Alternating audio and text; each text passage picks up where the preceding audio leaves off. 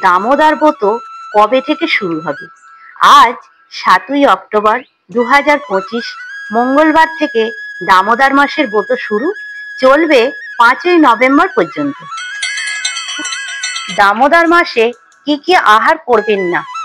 লাউ, শিম, বরবটি, পটল, বেগুন, রাজমা, পুঁই শাক, বাসি খাবার, সর্ষের তেল, ছোলা, সজনে ডাঁটা, গাজর, বিট, সয়াবিন তেল, লাউ শাক, লাল শাক, বিউলির ডাল, অড়হর ডাল, মাসকলাই, বিনস, পাম তেল, টমেটো।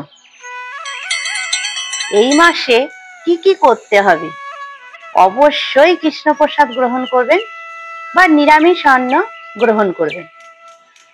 এই ব্রত পালনের দিনগুলিতে প্রত্যেক দিন স্নান করবেন, মঙ্গল আরতি করবেন ও বেশি বেশি করে হরিনাম জপ করবেন। শ্রীমদ্ভগবদ গীতা, ভাগবত ইত্যাদি গ্রন্থ পাঠ করবেন। প্রতিদিন সন্ধ্যায় পরিবারের সকলে মিলে ভগবানকে দীপদান করবেন। ভগবানের চরণে 4 বার, নাভি দেশে 6 বার, মুখমণ্ডলে 3 বার, সর্ব অঙ্গে 7 বার ঘুরিয়ে আরতি করবেন।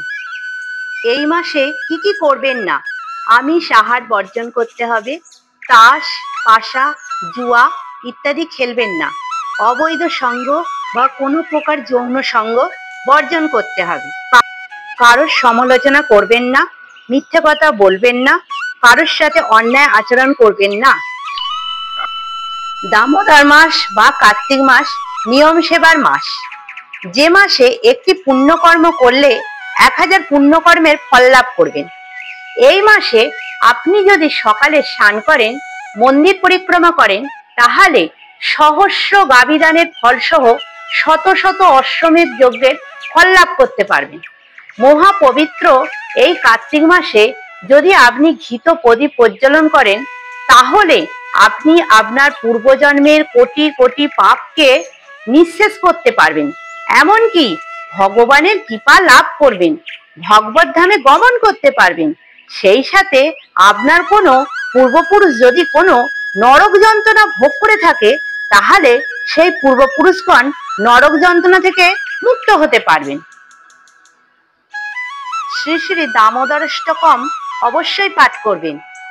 নমামি স্বরং সচিদানন্দ রূপং লস্যৎ কুণ্ডলং গোকুলে ভ্রাজমানম যশোদা ভিয়লু লাভধাব মানং পরামিষ্ট মত্তং তত দুত্ত গোপ্পা।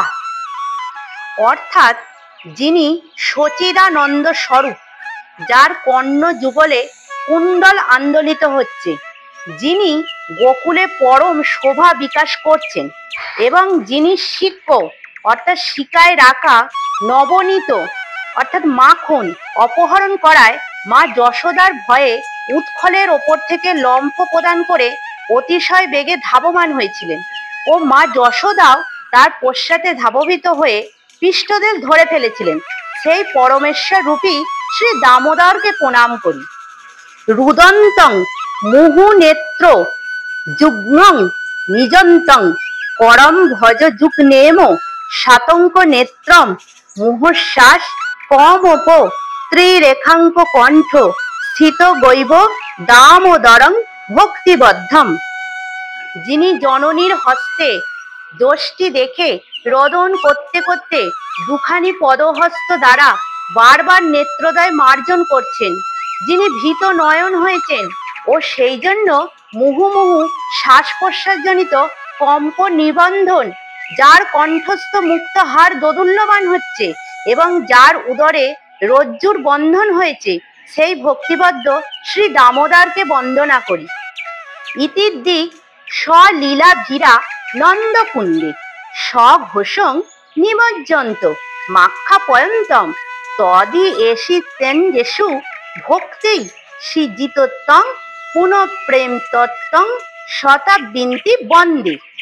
যিনি এইরকম বাল্যলীলা দ্বারা সমস্ত গোকুলবাসীকে আনন্দ সরোবরে নিমজ্জিত করেন এবং যিনি ভক্ত কর্তৃক পরাজিত অর্থাৎ ভক্তের বশীভূত এই তত্ত্ব প্রকাশ করেন, সেই ঈশ্বররূপী দামোদরকে আমি প্রেম সহকারে শত শতবার বন্দনা করি।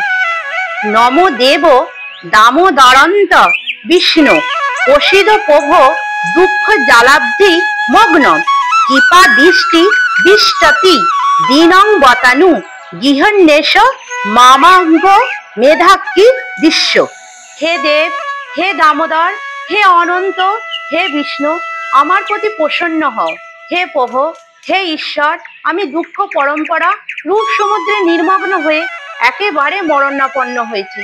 তুমি কৃপা দৃষ্টি রূপ অমৃত দ্বারা আমার প্রাণ রক্ষা করো প্রভু। বন্ধুরা, আমার ভিডিওটি কেমন লাগলো অবশ্যই কমেন্ট করে জানিও। ভালো লাগলে লাইক করো এবং আমার চ্যানেলটিকে সাবস্ক্রাইব করতে ভুলো না।